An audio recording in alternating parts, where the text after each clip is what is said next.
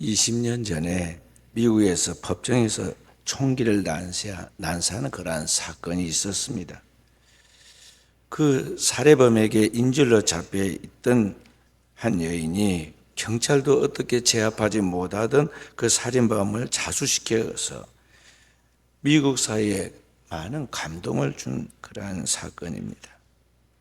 애슐리 스미스라는 26살 먹은 미망인인데 그 여인이 이 흉악범을 감동시킨 것은 다른 것이 아닙니다. 교회에서 그가 배운 하나님의 말씀을 그대로 적용해서 이 살인범에게 이야기를 했는데 그 말씀이 그를 감동시킵니다. 그 말은 뭐냐면 당신의 삶에는 특별한 목적이 있습니다. 그래서 목적이 이끄는 삶을 살아야 합니다. 당신은 변화될 수가 있습니다 하는 그런 이야기를 했습니다. 그가 다니는 교회가 세들백 교회라는 교회인데 거기에 담임 목사님이 목적이 이끄는 삶이라는 책과 함께 그 내용을 교인들에게 가르쳤습니다. 5가지 내용인데요. 첫째는 우리가 하나님의 기쁨을 위하여 기억되었다. 둘째는 하나님의 가족으로 태어났다. 셋째는 우리는 그리스도를 닮도록 창조되었다. 네 번째는 우리는 하나님을 섬기기 위하여 지금 모습으로 지음받았다. 다섯째는 우리는 사명을 위해 지음받았다. 우리가 익숙해 잘하는 내용인데 이것을 썸머리 해가지고 5개를 요약해서 교인들이 암송하고 있었는데 그 중에 오늘 이 5가지를 이야기했더니 마지막 말씀 우리는 사명을 위해 지음받았다. 그 말에 큰 감명을 받게 됩니다. 그래서 이 살인범이 그때 자기의 삶을 다시 뒤돌아보면서 새 출발하기로 결단하고 자수하게 되어서 큰 불행한 사건을 더 이상 확산하지 않고 막게 된 이야기입니다. 오늘 우리의 삶 속에서도 하나님이 우리의 삶에 목적을 두고 우리를 지으시고 우리를 세상에 보내시고 이 땅에 살게 하셨는데 과연 오늘을 살아가는 내가 무엇을 위하여 살아가고 있는가 우리는 생각해 봅니다. 나를 향한 하나님의 그 목적이 있는데 그 목적이 무엇인가에 대하여 깨닫고 우리가 그 목적을 따라 나의 삶을 살아가고 있는가 하는 것입니다. 만약 그 하나님의 말씀이 나의 삶을 분명한 목적을 가지고 끌어가지 못한다면 우리는 늘 세상으로부터 오는 여러 가지 이야기들, 그런 생각들, 그러한 욕망들의 충동이 되어서 끌려가고 격동되어서 흔들릴 것입니다. 그래서 왜 나만 이런 고통을 당하고 있는가? 세상 사람들이 다 행복하게 잘 사는데 왜 나만 이러한 고통 속에서 이러한 시련을 겪어야 하는가 하면서 원망하면서 살아갈 수가 있습니다. 오늘 우리가 함께 교도가 있던 이 본문의 말씀 속에서도 우리가 잘 아는 시몬 베드로의 그 이야기가 우리가 지금 어떠한 삶을 살아가고 있는가에 대한 하나님의 성령의 조명을 우리에게 보여줍니다. 오늘 시몬 베드로는 자신의 삶의 한가운데 찾아오신 주님의 말씀, 주님과 함께 그 주님의 말씀을 듣고 그의 인생의 새로운 결단을 내리고 새 출발을 합니다. 그래서 그가 갈릴리 바닷가에서 물고기 잡는 보잘것없는 어부였다가 어느 날 이스라엘 민족뿐만 아니라 세계의 모든 만민이 구원받을 수 있는 하나님의 축복받은 사도로서 인생의 새 출발을 하게 되고 그를 통해서 천하 만민이 복을 받는 엄청난 쓰임받는 종이 된 것을 볼 수가 있습니다. 그래서 오늘 우리는 우리의 삶의 한가운데 찾아오신 주님의 그 음성을 들을 수 있는 종들이 되어야겠습니다. 이제 본문의 말씀으로 들어가 봅니다. 오늘 본문의 말씀 들어가면은 거기에 반복되는 말씀이 나옵니다. 1절 말씀 함께 읽어봅니다. 무리가 몰려와서 하나님의 말씀을 들을새 예수는 게네사렛 호숫가에 서서 여기 예수 그리스도에게 게네사렛 갈릴리 호수의 한쪽의 동네 이름에 따라서 게네사렛 호수 또 디베랴 바다 뭐 등등 하면서 동네 이름에 따라서 그 바다 이름을 다르게 부릅니다. 그런데 그 게네사렛 구약에는 긴네렛이라고 부르는 이 호숫가에 서서 주님께서 하나님의 말씀을 전했습니다. 하나님의 말씀을 백성들이 들었다고 그랬습니다. 그 다음에 4절의 말씀 함께 읽어봅니다. 말씀을 마치시고 시몬에게 이르시되 깊은 데로 가서 그물을 내려 고기를 잡으라. 주님께서 그 말씀을 다 전하고 말씀을 마치십니다. 그리고 그 하나님의 말씀을 개인적으로 이 시몬 베드로 시몬에게 말씀하십니다. 깊은 데로 가서 그물을 내려 고기를 잡으라. 하나님께서 우리에게 주시는 그 모든 보편적인 말씀에서 이제는 개인적인 말씀으로 내려갑니다. 그리고 그 하나님의 말씀에 그에게 적용시켜서 주님께서 깊은 데로 가서 그물을 내려 고기를 잡으라 그랬습니다. 5절 말씀 함께 읽습니다. 시몬이 대답하여 이르되 선생님 우리들이 밤이 새도록 수고하였으되 잡은 것이 없지만은 말씀에 의지하여 내가 그물을 내리리라 하고 자기의 경험, 상식 그리고 그 모든 환경을 바라볼 때 도저히 있을 수 없는데 방금 전까지 내가 고기를 잡아서 이 동네에서는 이 바다에서는 고기가 없는 줄 알고 있지만은 말씀에 의지하여 방금 전했던 하나님의 그 말씀 그리고 나에게 또 개인적으로 주신 그 말씀에 의지하여 내가 그물을 내리리이다. 주님이 깊은 데로서 그물을 내려 고기를 잡으라 했는데 그 말씀에 의지하여 그물을 내리리이다 하고 그 말씀에 의지하여 그물을 내렸다는 것입니다. 결과적으로 어떻게 되었느냐? 6절 7절 말씀 함께 그렇게 하니 고기를 잡은 것이 심히 많아 그물이 찢어지는지라 이에 다른 배에 있는 동무들의 손짓하에 와서 도와달라 하니 그들이 와서 두 배에 처음에 잠기게 되었더라. 분명히 밤이 새도록 수고해도 잡은 것이 없었는데 주님의 말씀 한마디에 깊은 데로 가서 그물을 던지라는 그 말씀 그대로 순종해서 나아가서 그물을 던졌더니 고기를 잡은 것이 얼마나 많았는지 그물이 찢어지려고 합니다. 그래서 바로 곁에 있는 동료들에게 불러서 그 다른 배까지 끌고 와가지고 거기서 거의 그냥 손으로 떠받치다시피 해서 그물을 건졌는데 그물에 있는 물고기들이 들어있는 고기들이 양쪽 배에 가득하여 배가 잠기게 되었다.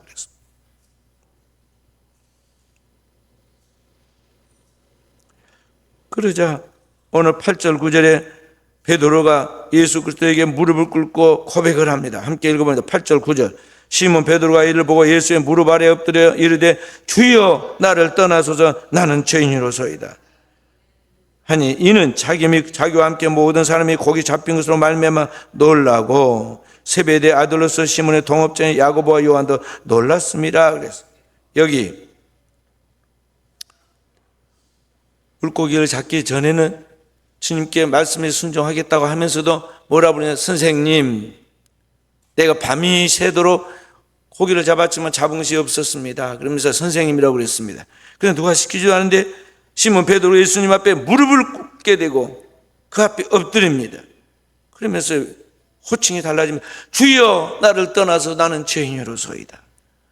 신 앞에 서 있는 거룩한 떨림과 함께 그분이 자기 앞에 서 있는 단순한 사람이 아니라 하나님께서 보내신 그들의 구원자 메시아이고 하나님의 아들인 것을 직감적으로 깨닫게 된 것입니다.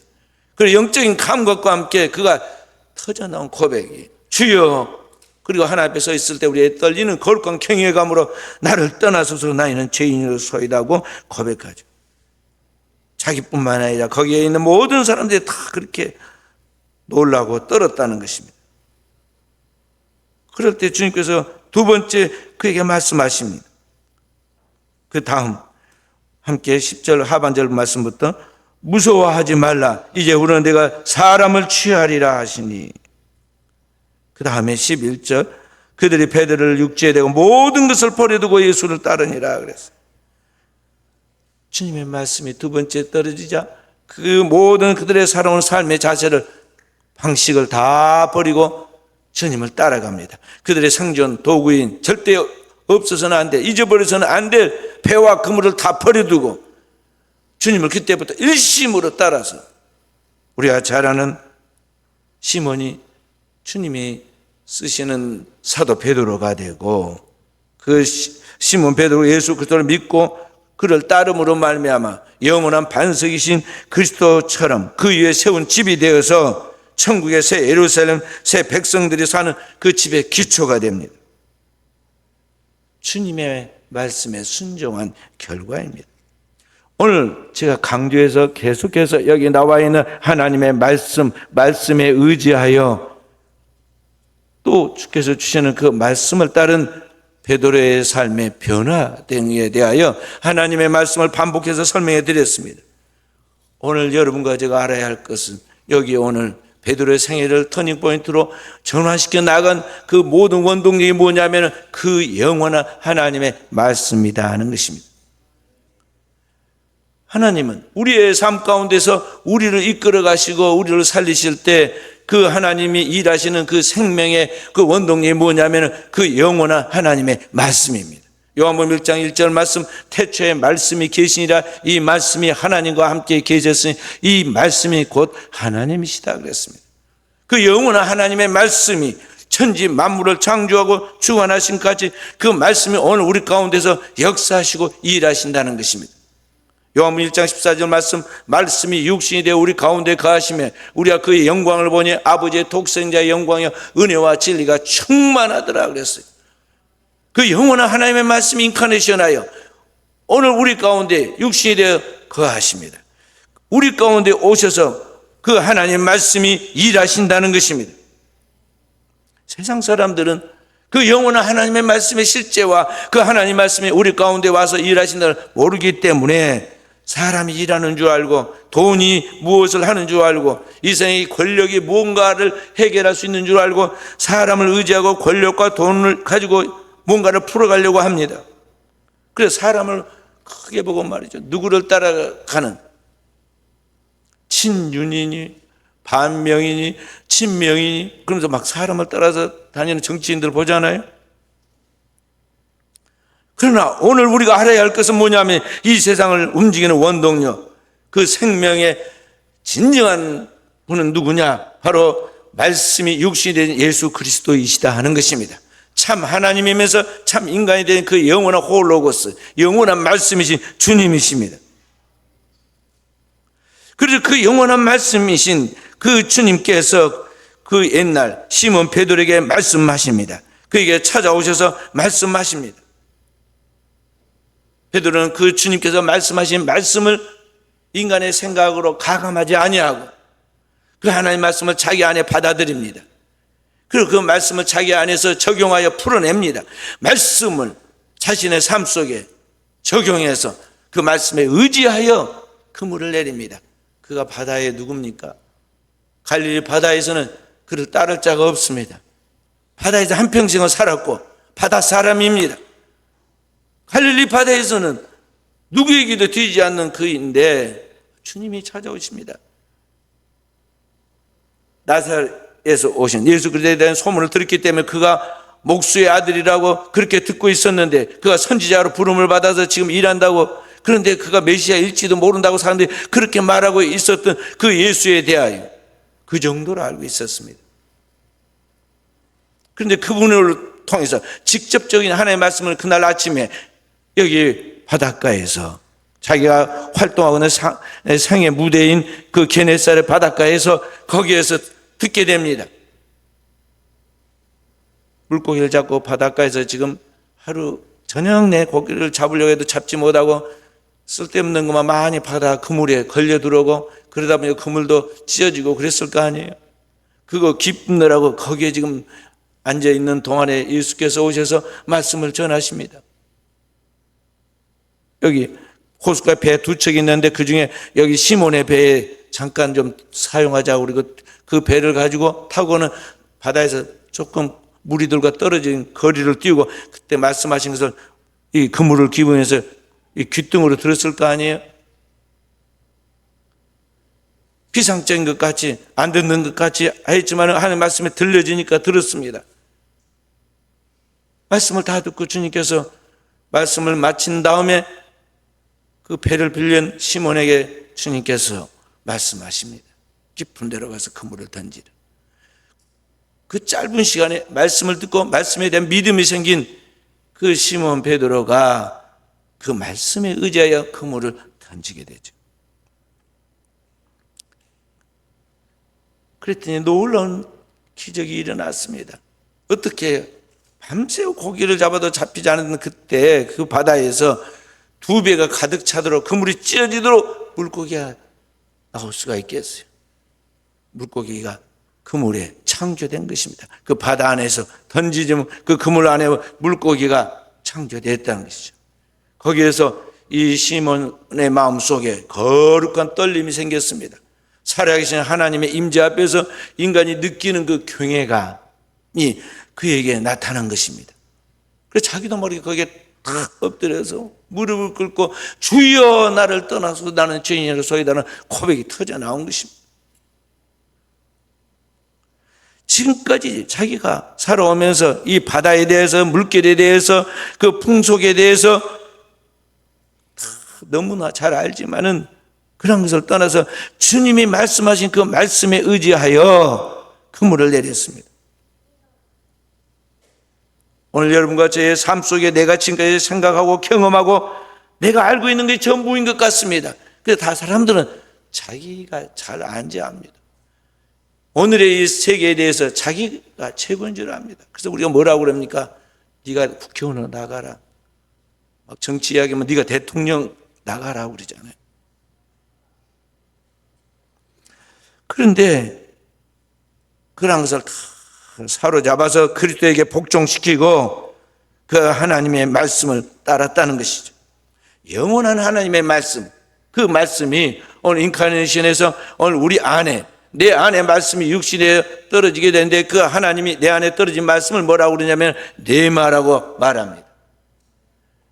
시몬 베드로에게 하나님께서 말씀하신 것 같이 그에게 그의 형편에 맞게 그의 삶의 한가운데 말씀이 임한 같이 하나님의 그 믿는 백성 속에 하나님의 말씀을 오늘 또 주시고 일하신다는 것을 우리가 알아야 돼요. 그 하나님 말씀이 내게 떨어질 때 내 경험과 지식을 다 버리고 그 말씀에 온전히 복종해서 나가야 한다는 것이죠. 그 결과 마치 밤이 맞도록 수고했으나 잡은 것이 없었던 그 캄캄한 밤과 같은 인생 속에 시몬의 그 빈 배와 그들의 허탕치고 반복되는 그런 실패의 연속인 빈 세월과 그의 텅 빈 그물처럼 아무것도 남아있는 것 없는 내 인생에 오늘 주님이 찾아서 한 번에 모든 걸 해결해 주신 것 같이 2배 가득 찬 물고기처럼 하나님께 우리의 삶의 구원을 주신다 하는 것입니다. 이로써 하나님은 그 영원하신 말씀이신 하나님은 어떤 분이시냐? 무에서 유를 창조하신 하나님, 크리에이티브 엑스 니힐로. 무에서 유를 창조하신 하나님. 태초에 하나님이 천지를 창조하는 것으로 끝나는 것이 아니라 흑암이 하나님이 태초에 천지를 창조하실 때 흑암이 깊음이었고 하나님이 신의 수면 위에 운행하시는데 하나님이 가라사대 빛이 있으라 하심에 빛이 있었다는 것 같이 그때만 천지를 창조하신 것이 아니라 오늘의 이 시대 우리의 삶에도 그 살아계신 하나님의 그 영원한 말씀을 우리가 붙잡고 나갈 때 믿고 나갈 때 우리의 삶에도 하나님의 구원의 역사를 창조하여 내신다 하는 것입니다. 하나님은 창조의 하나님이십니다. 더 나아가 그 하나님은 어떠하느냐? 죽은 자를 살려내시는 하나님, 부활의 하나님이시다 하는 것입니다. 그래서 우리는 이 땅에 살아가면서 창조의 하나님과 죽은 자를 살리는 부활의 하나님은 바로 그 동일하신 하나님인데 그 하나님의 역사를 믿고 오늘 우리 당면하고 있는 우리의 삶의 모든 문제를 풀어나가는 깨어있는 종들이 되어야겠습니다. 중요한 것은 뭐냐면 오늘 우리가 그 영원한 하나님의 말씀을 내 안에 받아서 내 삶으로 살아내느냐 하는 것입니다. 하나님의 복음은 내가 그 말씀을 내 안에서 풀어서 살아내야 그게 복음입니다. 그런데 오늘날 우리는 말씀 따로 나의 삶 따로 살아갑니다.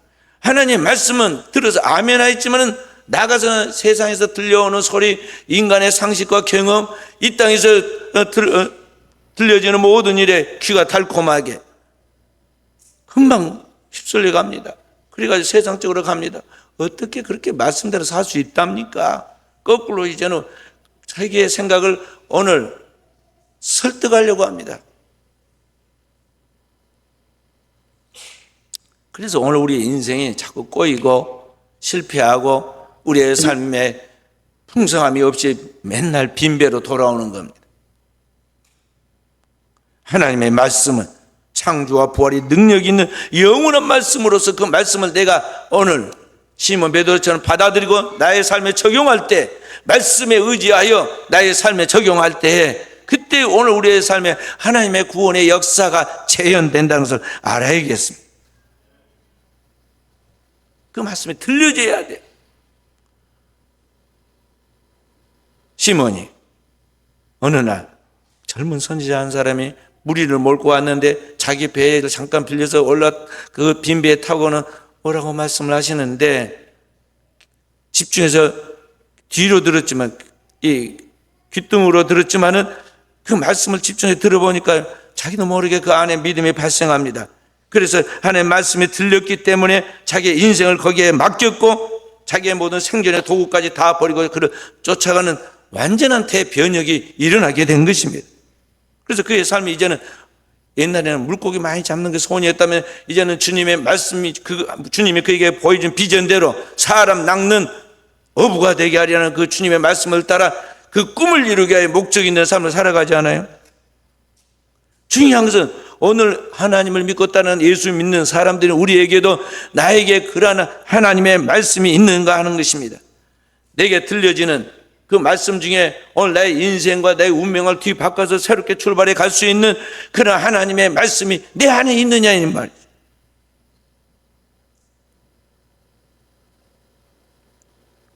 사실은 시몬이 어느 날 운이 좋아가지고 예수님 만나고 어느 날 예수님 말씀을 그냥 시험 삼아서 그물을 던졌더니 갑자기 가득 찬 물고기가 잡히고 배가 가라앉을 만큼 그런 풍성한 결과가 있다는 게 아니에요. 수 없는 삶의 실패들, 빈배로 돌아온 것이 그날 밤만이 아닙니다. 수없이 그런 일을 반복했습니다.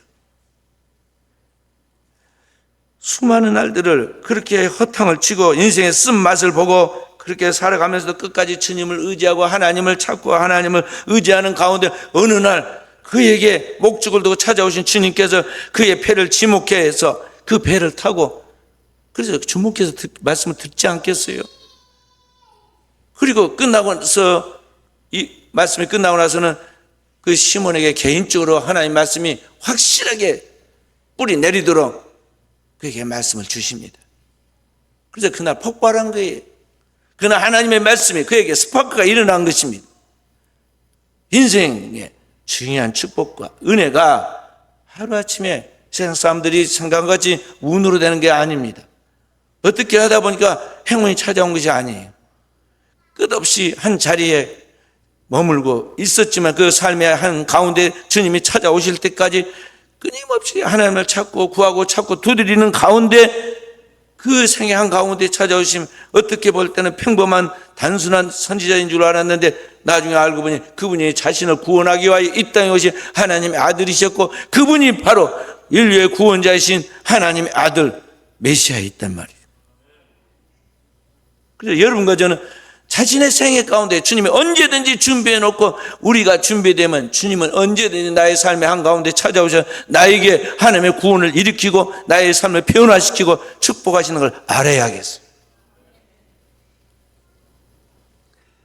구약의 이스라엘 백성들의 출애굽 이야기가 나오고 이스라엘 백성은 늘 출애굽 이야기를 합니다. 그런데 그 출애굽 역사를 일으킨 주인공이 누구냐면 모세입니다. 이스라엘 백성들이 그 옛날 조상들을 따라서 애굽으로 갔다가 거기에 잠시 머물고 돌아오려고 했던 이 세상 삶이 400년 동안 길어집니다. 그러던 가운데 어느 순간에 세상이 종이 되고 마귀의 종이 되어가지고 거기에서 죄악을 즐기며 사는 그러한 죄의 노예가 되고 말죠. 하나님이 그들을 다시 구원해내려고 하나님의 계획을 두고 이제 한 사람을 훈련시켜 나가는데 그 사람이 물에서 건짐받았다는 모세입니다. 당대 이스라엘 백성들의 번영을 막기 위해서 바로는 이스라엘 남자 사내 아이들은 태어나면 다 나일강에 던지라고 그랬는데 물에 던지는 아이 중에 한 아이가 물에서 건짐을 받았는데 그 공주의 손길에 의해서 건짐을 받았는데 그 아이가 모세입니다. 그래서 물에 건짐을 받았다는 뜻인데 그 애굽의 왕국에 지내면서 애굽의 모든 문물을 다 통달해서 나이 마흔이 되었습니다. 이제 그를 따를 자가 없습니다. 그는 젊음과 지혜와 총명 그리고 권력을 다 소유해서 장차 바로를 이어서 그 땅의 통치자가 될 그런 가능성이 있는 사람입니다. 그래서 스스로 생각하기를 자신의 신분과 출신을 자기 어머니 요게벳을 통해서 다 알고 있기 때문에 그가 이스라엘을 돌봐야겠다, 내 동족을 살려야겠다, 구원할 마음을 가졌습니다. 그래서 서서히 움직이면서 이제 이스라엘을 구원하려고 그 동포들을 돕기 시작하는데요, 출발부터 깨집니다. 엉뚱한 일에 휘말리고 결국 살인자로서 도망자가 되어서 이 애굽에서 쫓겨나게 되죠. 그리고 그가 도망가서 가는 곳이 어디냐면 미디안 땅에 있는 호렙산이에요. 그래서 호렙산에서 40년 동안, 무려 40년, 40살부터 80이 될 때까지 장구한 세월을 거기서 보내게 됩니다. 세상에서 머물렀던 그 모든 때와 세상의 사고방식, 가치관을 다 깨질 때까지 하나님이 그를 준비시키고 기다립니다. 그리고 어느 날 나이 80이 된 모세에게 하나님께서 그에게 나타나시죠. 호렙산 떨기나 불꽃 가운데서 나타나신 하나님에 대하여 모세가 떨면서 그의 신발을 벗고 주님의 부름 앞에서 응답하게 되죠. 하나님이 그에게 나타나서 모세야, 모세야, 네가 성에서 거룩한 것이니 네 발에 신을 벗으라고 말씀하실 때부터 모세는 자기와 자기의 생의 한가운데 찾아오신 주님을 만나게 됩니다. 그래서 주님과 함께 한동안 실경이라고 변론을 합니다. 너는 가서 내 백성들을 이끌고 약속의 땅 가나안으로 그 백성 이끌고 오너라. 그거 말씀하자 모세가 내가 나이가 80입니다. 또 이 늙은 노인이 그 옛날 살인자로 이름이 남아있는데 바로에게 가서 말하면 그 백성도 돌려보내겠습니까? 한참 주님과 논쟁을 하다가 하나님께서 그에게 강하게 말씀하시죠. 결국에는 하나님 앞에 설복당한 모세가 하나님 말씀을 의지하고 애굽으로 가서 그 백성들을 이끌어냅니다. 그와 같이 오늘 모세가 하나님을 만난 것은 그 영원한 하나님의 임재 앞에 그분이 하신 말씀이에요. 그 전에도 하나님 안 믿은 것이 아닙니다. 아브라함과 이삭과 야곱의 하나님을 이스라엘 백성들을 믿었고 모세도 믿었습니다. 그러나 모세가 인격적으로 자기 생의 한가운데서 하나님을 만난 것은 나이 80이 될 때까지, 그것도 혹독한 인생의 시련과 고통을 받는 그 고통의 끝자락에서 주님을 만납니다. 주님의 음성이 들려집니다. 그리고 그 주님을 만나면서 그의 삶의 목적이 무엇인가에 대하여, 왜 이 세상에 내가 태어나서 무엇을 위하여 살다가 어디로 가야 하는가에 대한 분명한 답을 찾게 돼요. 그래서 그가 도망 나왔던 애굽으로 가고 그 백성들을 이끌고 약속의 땅 가나안으로 가게 된 것이에요. 그와 같이 오늘 우리는 우리의 삶의 한 가운데서 내 삶을 통해서 역사하시는, 그리고 말씀하시는 주님의 음성을 듣고 나의 인생을 새롭게 전환시켜 나가는 변화가 있어야 한다는 것이죠. 말씀이 들려져야 합니다. 하나님의 말씀이, 살아있는 그 말씀이 내 영혼에서부터 내 뇌리를, 그리고 나의 삶을 관통하고 나의 운명을 바꿔 나가도록 하나님의 말씀이 오늘 우리 가운데 젖어 있어야 한다는 것이죠. 인류를 구원하러 오신 예수 그리스도가 인류를 구원하기 위하여 세례받으시고 우리와 똑같이 세례받으시고 광야에 가서 40일 동안 줄이고 금식하며 기도하죠. 그때 마귀가 예수를 넘어뜨려 와서 계속 시험한 첫 번째 시험이 40일 동안 굶주리는 그에게 돌로 떡덩이가 되게 하라고 말하죠. 그때 주님이 그 마귀를 물리친 것이 무엇이었냐면 그 영원한 하나님의 말씀입니다. 구약 신명기 8장 3절의 말씀을 인용해서 말씀하죠. 그게 무엇입니까? 마태복음 4장 4절에 있는 말씀이요, 사람이 떡으로만 사는 것이 아니요 하나의 입으로 나오는 모든 말씀으로 살 것이니라. 그 말씀 속에 답이 있어요. 사람은 무엇으로 살아야 하냐? 육신으로 살기 위해서 떡만이 아니라 그 영원한 살아있는 말씀, 그 하나님의 말씀으로 우리의 영이 살아야 한다는 것이죠. 살리는 것은 영이니 육은 무익하니라. 내 말이 곧 영이요 생명이라 그랬어요. 그 영이요 생명, 그 영원한 하나님의 말씀이 생명의 양식이에요. 그 하나님 말씀으로 내 영혼을 살려야 돼.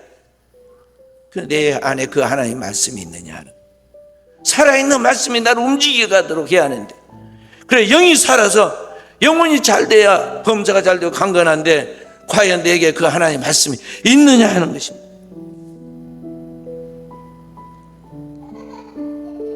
성경 우리에게 말씀하시기를 교회는 성령이 교회들에게 하시는 말씀을 들을지니라 그래요. 하나님은 끊임없이 오늘날도 교회에 하나님의 성령의 음성을 들려주고 있는데, 그 하나님의 말씀은 오늘 교회, 하나님의 주의 몸된 교회에 대한 우리가 들어야 돼요. 영혼의 귀를 기울여서 그 하나님 말씀이 들려야 한다는 것이죠. 성경에 기록된 그 말씀이 오늘날 선포된 말씀으로 그 하나님의 말씀이 내 개인에게 오늘 내게 필요한 하나님의 말씀을 들려줘야 하는 것입니다. 그때 말씀이 일을 하십니다. 하나님 말씀이 우리 개인에게 마치 시몬 베드로에게 하나님 말씀이 일을 하신 것 같이 물고기 잡는 일에 감개가 두려워서 감탄했지만은요, 얼마 후에는 그가 어떻게 됩니까? 하루에 한 번의 설교에 3,000명씩 죽게 돌아오는 역사를 체험하잖아요. 사람 낚는 어부가 되기라는 그런 하나님의 위대한 쓰임을 받게 돼요. 그 말씀이 일하신다는 걸 알고 우리는 그 말씀으로 무장해야 한다는 것이죠.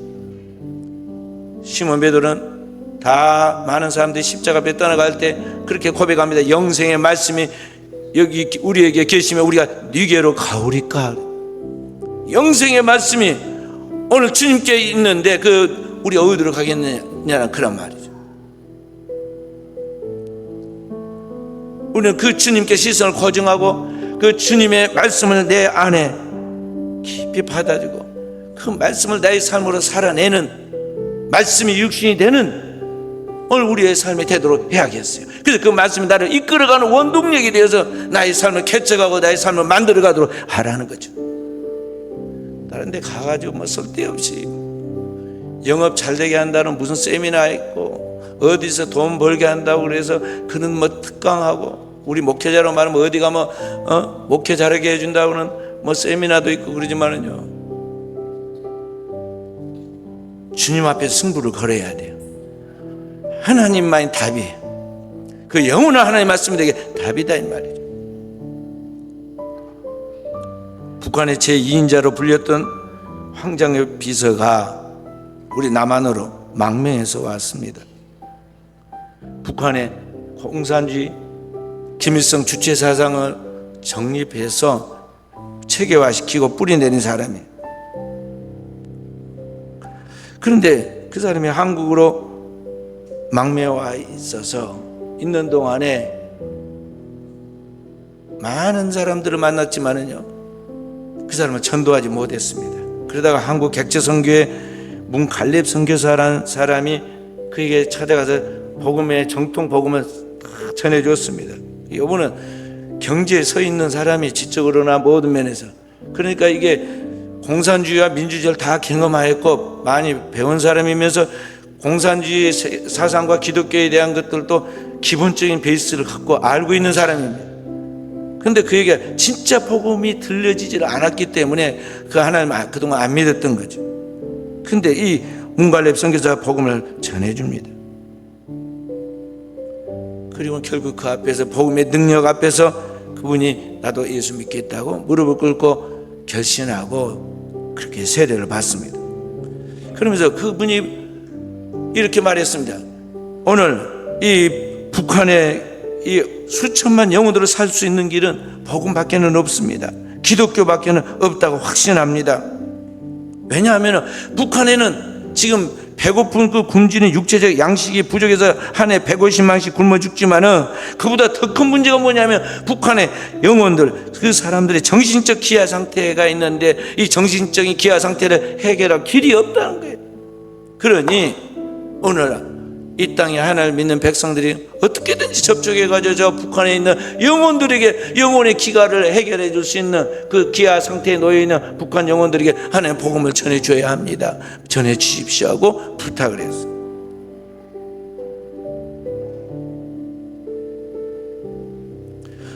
그런데 오늘날 우리 한국 사람들이 목숨을 걸고 순교적인 자세로 저 북한에 가서 복음을 전할 수 있겠습니까? 물질주의에 빠져가지고 세속화에 젖어서 오늘날 하나님을 믿는 것도 이 세상에 육신적으로 잘 살기 위해서 하나님을 믿는 방편으로서 그렇게 기독교를 종교로 선택해서 살아가는 이 시대의 영혼들이 과연 목숨을 내놓고 저 북한에 가서 북한의 지하 교인들처럼 그래 하나님을 믿는 진정한 사람들로 복음을 전해서 그들을 주께로 돌아오게 만들 수 있느냐 하는 것이죠. 이 황장의 비서가 나는 그런 솔직한 고백을 처음으로 고백하는데, 내 친누님도 사실은 지하 교인이었습니다. 그 누님 올 때마다 믿을 것은 하나님밖에 없다, 김일성, 김정일도 죽고 다 죽을 것인데 또 예수 믿어야 한다고 이야기하면 막 쓸데없는 이야기도, 행여나 그 말이 새어나갈까 싶어가지고 막 빨리 집으로 가라 쫓아보냈다는 거예요, 자기 누나를. 진짜 믿는 크리스찬들이 북한에도 아직도 많이 있습니다. 그 믿음의 뿌리 때문에 지금 이 나라가 보존되고 있다는 걸 알아야 돼.